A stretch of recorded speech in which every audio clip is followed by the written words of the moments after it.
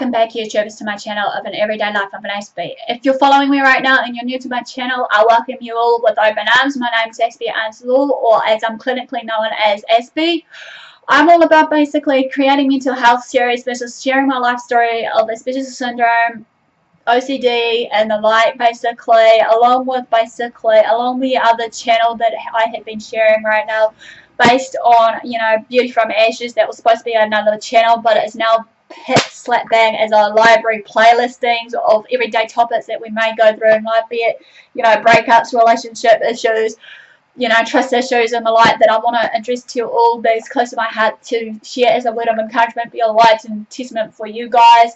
This is basically just to, obviously, also just to shed light and encouragement in a way of, hopefully engaging with you all in a way that we get to know one another by not being judged, misread, misunderstood, and the like, obviously, because like I said many times before in my introduction, that I know what it's like to be misread, misunderstood, and everything else by people out there in the community. And that's why hence I'm here on my channel to try and spread the word, especially here, as I said in one of my pieces, that many people haven't heard here in New Zealand what Asperger's syndrome is all about, and I'm hoping one day in the near future that, as I said, as well as with my book that I'm doing right now, that it will actually get out there in a way of reaching out to others, and obviously to help with people that deals with it day by day of their anxiety versus everything else that comes with Asperger's syndrome and the like.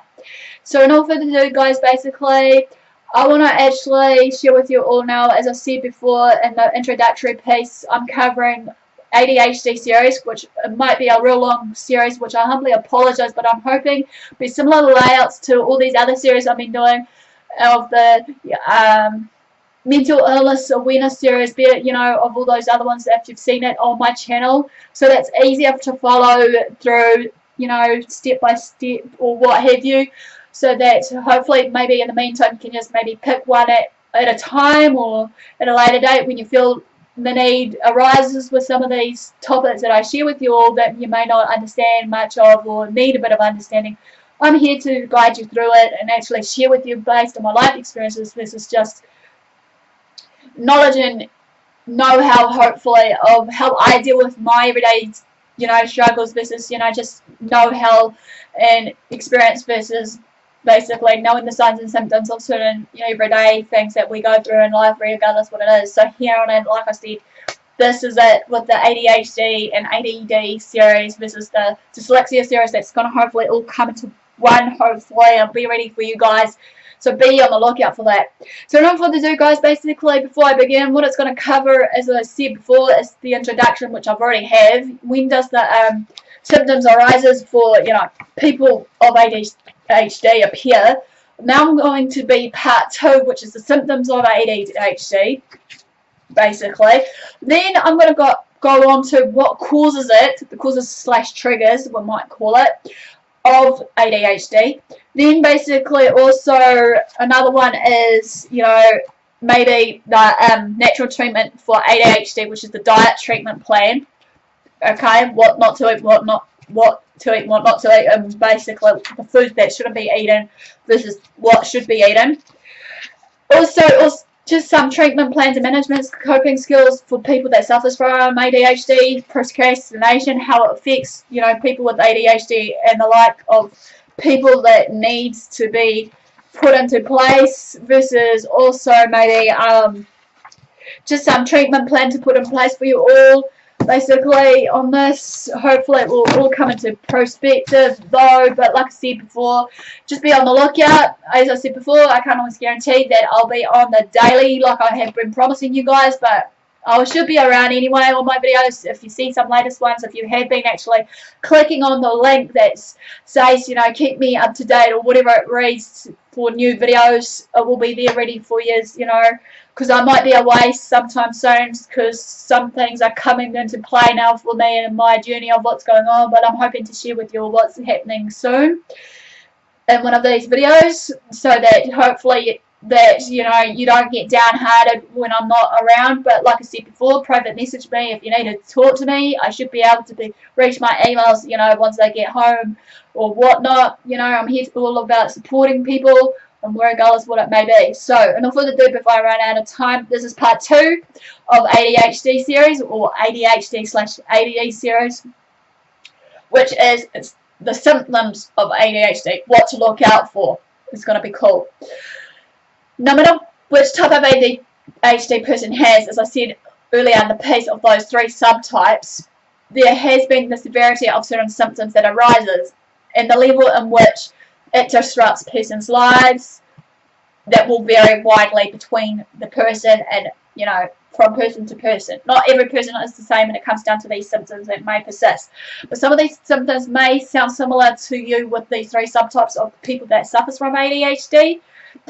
But then we got to realize that regardless of these symptoms, as I said before, they can be manageable. There's no cure, as I keep saying. I don't believe in this magic cure that wave the magic wand, off it goes, you know. It's all about managing and treating our, you know, everyday conditions of whatever we go through, be it depression, be it anxiety, be it ADHD, as I'm currently addressing to you, be it my condition, Asperger's syndrome, be it social anxiety, the list goes on. Nowadays, researchers has now recognised that diet, environment, and other factors may contribute to ADHD for better or for worse, depending on the everyday patient that they're dealing with. Okay, symptoms of ADHD in children and adults are as follows. Okay, this is more in depth now to what I've addressed to you in the beginning. Number 1, inability to sit still, squirms around, you know, in their seats, you know. Number 2, they get easily bored and distracted. Number 3, they don't listen or seem not to process what's being said. Number 4, difficult in following even just the basic information or instructions that is given to them at hand. Number 5, appearance of poor memory. Number 6, they're prone to losing items, including schoolwork and personal items that belongs to them, that they cherish. Number 7, they talk quickly and insistently. So therefore, that could be me under the spell of this too. Who knows? I don't know. I can't say this.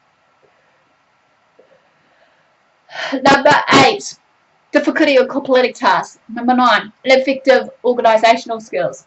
Number 10, impatience. Number 11, I should say, general restlessness.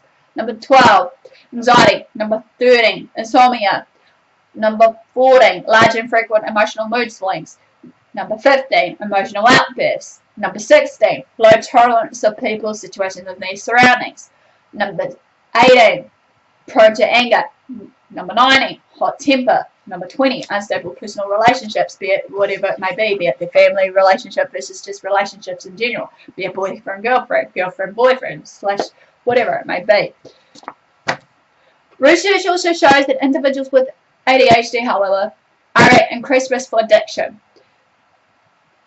Indeed, the risk of addiction extends beyond the prescription stimulants and into alcohol and illegal drugs that may be given to them, be it cocaine, be it ecstasy, be it whatever it may be.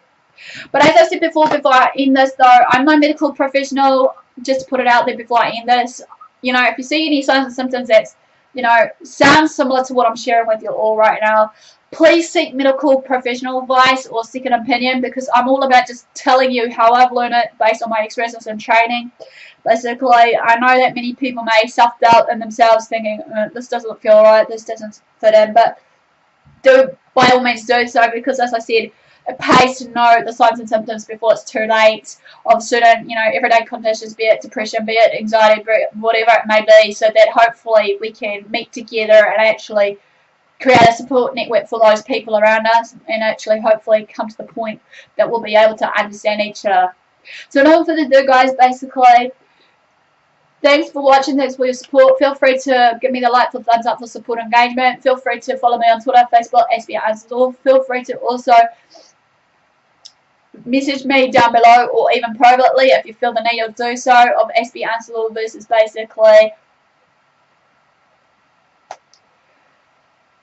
direct message me on YouTube.